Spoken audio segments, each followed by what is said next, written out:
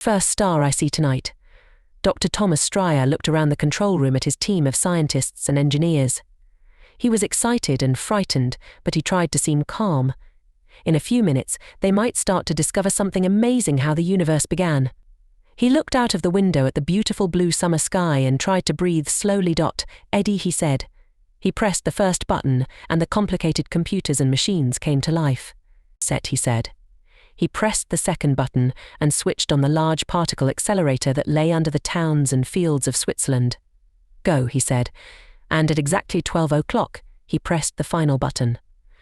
For a second, he felt as if he was blind, because everything went completely black. Thomas shouted in shock, but the lights were already on again. That was not part of his plan. He had no idea what had just happened. Everybody, check the systems, he ordered, but nothing seemed to be wrong with them. The particle accelerator was working perfectly. Thomas said his assistant. Look outside, she sounded afraid. The perfect summer's day of 5 minutes ago had gone. Instead, the sky was darker than the blackest night. But that wasn't the worst thing. The sun wasn't there, and the moon and stars were also gone. People were shouting and screaming. They started calling their families on the telephone because they were afraid they had all gone too. Thomas felt as if it was hard to breathe, but he counted to 10 and tried to breathe slowly. He sat at the main computer and started reading the information and numbers from his experiment, but he couldn't find anything to explain what was happening. He ran out of the exit with the rest of his team until they were all outside the building. Everyone else in the building was outside, frightened and confused. They were using the screens and lights on their mobile phones to see better. Several people got in their cars and turned on the lights. They drove to the entrance to make a small area of light for everybody to stand together. The street lights turned on, but most people were still afraid. Then, almost 20 minutes after Thomas had started the particle accelerator, the sun was in the sky again. It was warm and yellow, and the black sky turned blue again. Everyone started laughing and dancing around, and Thomas felt as if he could breathe normally again. But later, hours later, when the real night began, no one was happy. Because, although the moon rose again, there were no stars in the sky at all. No one wanted to know what Thomas' work was actually about. They didn't care what the particle accelerator was for. What did that matter? All they cared about was what had happened after he turned the machine on. He had stolen all the stars, or that's what the newspapers said, and when they made him go to the International Criminal Court, they charged him with stealing the stars. Thomas said, I'm not guilty. Well, if you didn't steal the stars, Dr. Stryer said, the lawyer for the prosecution, what did you do? If you're asking about my work, said Thomas, we didn't do anything. We showed that the machine was working, that's all. Taking the stars from the sky seems like nothing to you, the lawyer looked around at the people in the court. No one here would think it's nothing. No one in the world would think it's nothing. That's not what I meant, said Thomas. But I can tell you this, when the machine started, there were suddenly no photons in the test room. What? Photons? We aren't all scientists here? Speak simple English, Dr. Stryer. Said Thomas. For just a moment it was as if there was no light in our laboratory. Then we saw it was also dark outside. Until the light became normal again.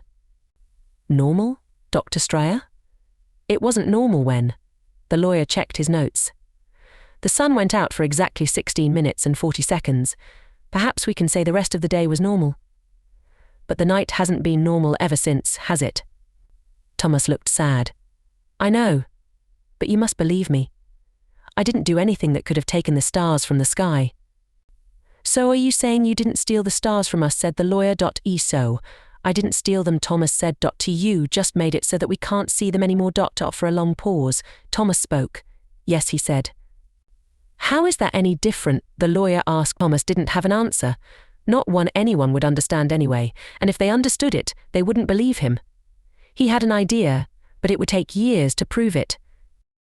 Instead, he changed his mind and said, I'm guilty. Now the world could blame someone for what it had lost.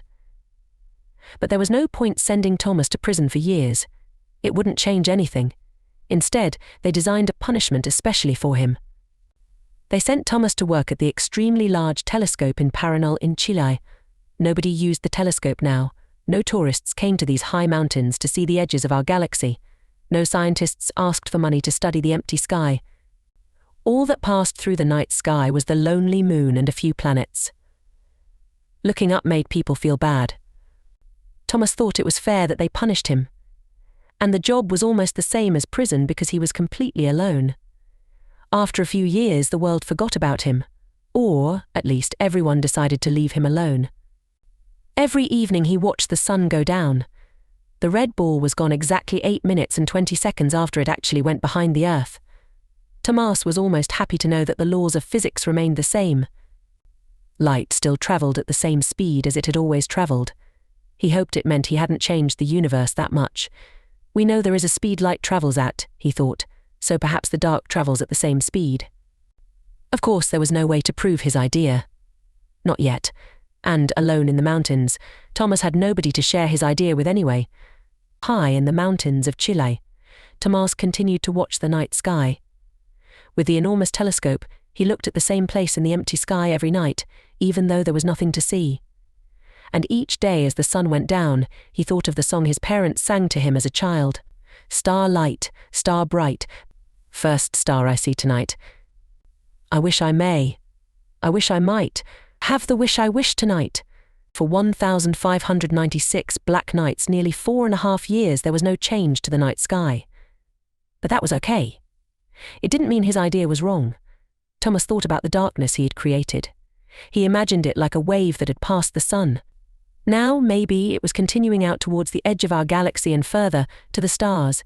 It would take 1,596 nights to pass the nearest star. It would take 1,596 more nights for that star's light to come back to Earth.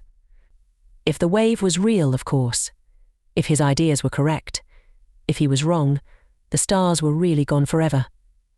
And then one night, 1,596 nights later, almost 9 years after that terrible day, Thomas looked up from his telescope. There was Alpha Centauri twinkling back at him from the night sky, the first star. He felt tears in his eyes and he made a wish.